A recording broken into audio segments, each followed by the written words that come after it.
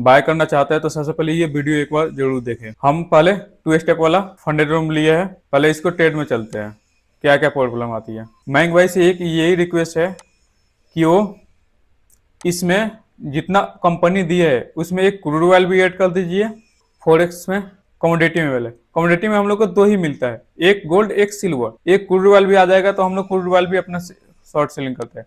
Forex में क्या होता है कि हम लोग एयूडी जेपीवाई नहीं है, जीबीबी जेपीवाई नहीं है, यूएसडीटी है हम लोग के लिए। जेपीवाई भी रहता तो हम लोग को ज्यादा अपॉर्चुनिटी मिलती, इसलिए क्योंकि हम लोग डिमांड सप्लाई को फॉलो करने वाले हैं।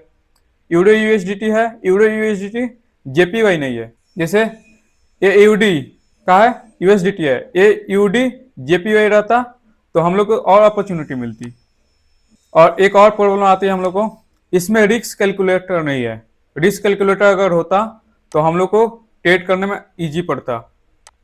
जैसे ये लिमिट प्राइस है, ये एडवांस प्राइस है, ये मार्केट करेंट प्राइस होता है।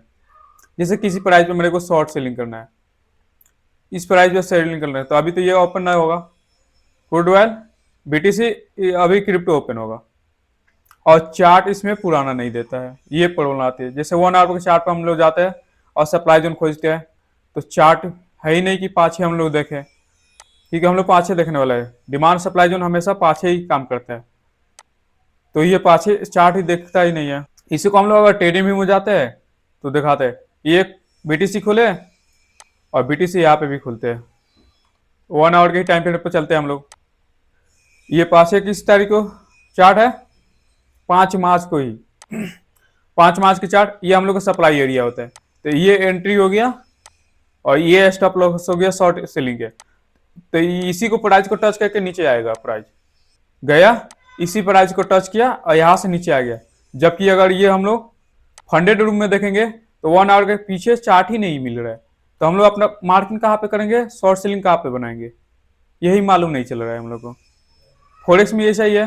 जैसे यूरो जेपीवाई में जाते हैं 2 आवर के टाइम पीरियड पर, यहाँ पे चार्ट ही नहीं मिलता है फ्रेश।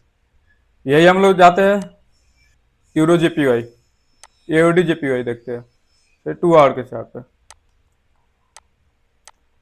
2 आवर के जोन पे ये क्या डिमांड जोन मिला, ये हम लोग का एंट्री हो गया और ये हम लोग का स्टॉप लॉस हो गया। कल देखना मार्केट ओपन होते हुए इस प्राइस को टच के ऊपर की तरफ चला जाएगा, क्योंकि ये प्रोफेशनल की बाइंग एरिया है।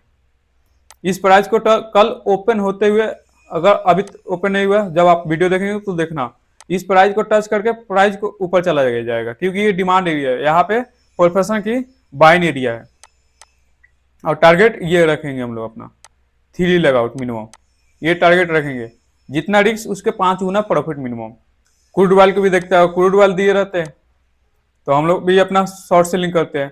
जैसे 15 मिनट के चार्ट पर चलते हैं, ये क्या है शॉर्ट सेलिंग है प्रोफेशनल की, तो हम लोग भी ये अपना शॉर्ट सेलिंग के पोजीशन बनाएंगे, यहाँ पे एंट्री करेंगे और स्टॉप लॉस ये रखेंगे शॉर्ट सेलिंग के। इसी प्राइस को आएगा टच करेगा और यहाँ से रिवर्स हो जाएगा। इसी प्राइस को टच किया, यहाँ से रिवर्स हो गया, जबकि ये कंपनी फंडेड रूम में है ही नहीं।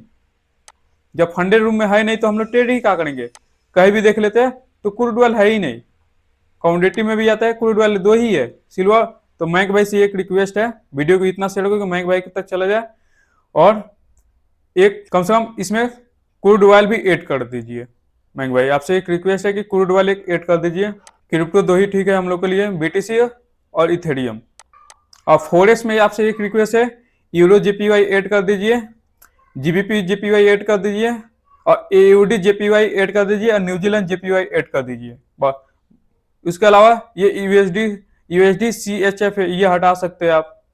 जैसे यूएसडी जेपीवाई है, ये हम लोग के लिए बेस्ट है। जेपीवाई में भी क्योंकि वॉल्यूम उसमें भी मिलती है हम लोग के लिए, हम लोग डिमांड सप्लाई को फॉलो करते हैं। और आपसे एक और रिक्वेस्ट है कि इसमें रिस्क कैलकुलेटर दे दीजिए। जैसे हम लोग जैसे एक्सनेस हम खोले हैं, एक्सनेस में क्या मिलता है हम लोग को, जैसे ये बीटीसी है, ये हम लोग का डिमांड जोन मिलता है। अब प्राइस यहाँ पे आता है तो अलर्ट हम लोग को बता देगा। अलर्ट लगाने की भी परमिशन नहीं है इसमें, अलर्ट हम लोग लगा ही नहीं पाएंगे। अलर्ट कहाँ पे लगाएंगे पता ही नहीं, अलर्ट लग ही नहीं सकता है। इसके लिए हम लोग यहाँ पे जाएंगे और जैसे यहाँ पे हम लोग को पेंडिंग ऑर्डर लगाना है, जैसे बाय का पोजीशन बनाएंगे पेंडिंग ऑर्डर डालेंगे, यहाँ पे लाएंगे ये, और ये स्टॉप लॉस हो गया हम लोग का और टारगेट मिनिमम कितना रखेंगे 1:5। इसमें मान लीजिए हम लोग को $20 का ऐसा लेना है, तो $20 कैलकुलेट किए, अपने आप से क्वांटिटी डिफाइंड हो गया, अपने आप से क्वांटिटी डिफाइंड हो गया, यहाँ पे हमें कंफर्म बाय हम लोग को ये पेंडिंग ऑर्डर लग गया। ₹20 का स्टॉप लॉस पे मिनिमम ये लगाउट ये रखेंगे, ₹87 का टारगेट, क्योंकि टारगेट हम लोग को इतना ही मिल सकता है, इससे ज्यादा अचीव नहीं कर सकते हम लोग इसमें। ये प्रोफेशन की बाइनरी है यहाँ पे, जबकि इसमें चलते हैं हम लोग बीटीसी में देखते हैं 2 आवर के टाइम फ्रेम पे चलते हैं। डिमांड जोन यहाँ पे है, लेकिन हम लोग क्या कर सकते हैं यहाँ पे पहले से हम लोग लिमिट ऑर्डर लगा सकते हैं, लेकिन स्टॉप लॉस और टारगेट नहीं लगा सकते पहले से इसमें। और इसमें रिस्क कैलकुलेट नहीं है, हम लोग को रिस्क कैलकुलेट मान लीजिए बीटीसी में कर सकते हैं, लेकिन इसमें कैसे हम लोग रिस्क अपना कैलकुलेट करें कि इतना ही स्टॉप लॉस होगा इसमें। इसलिए हम लोग को एक मयंक भाई से रिक्वेस्ट है, इतना शेयर करो इस वीडियो की मयंक भाई तक पहुंच सके। और मयंक भाई आपसे एक रिक्वेस्ट है कि इसमें रिस्क कैलकुलेटर दे दीजिए और कंपनी में ऐड कर दीजिए क्रूड ऑयल, यूरो जेपीवाई। यहाँ पे मैं लिख भी दे रहा हूँ, मयंक भाई से एक रिक्वेस्ट है कि मैं कंपनी लिख दे रहा हूँ, इतना को ऐड कर दीजिए,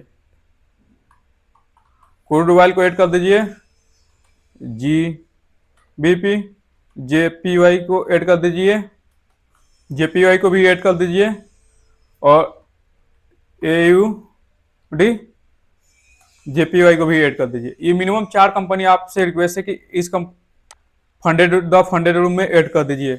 इससे हम लोग को अपॉर्चुनिटी ज़्यादा मिलेगा, क्योंकि हम लोग डिमांड सप्लाई जोन पूरा दिन में 2 या 3 ही हम लोग को बेस्ट मिल सकता है, क्योंकि हम लोग छोटे टाइम फ्रेम पे यहाँ पे हम लोग ट्रेड कर ही नहीं पाएंगे। छोटे टाइम फ्रेम पे चार्ट आपको फ्रेश मिल ही नहीं पाता है, क्योंकि सोलो है। तो हम लोग डिमांड सप्लाई को फॉलो कर लेंगे,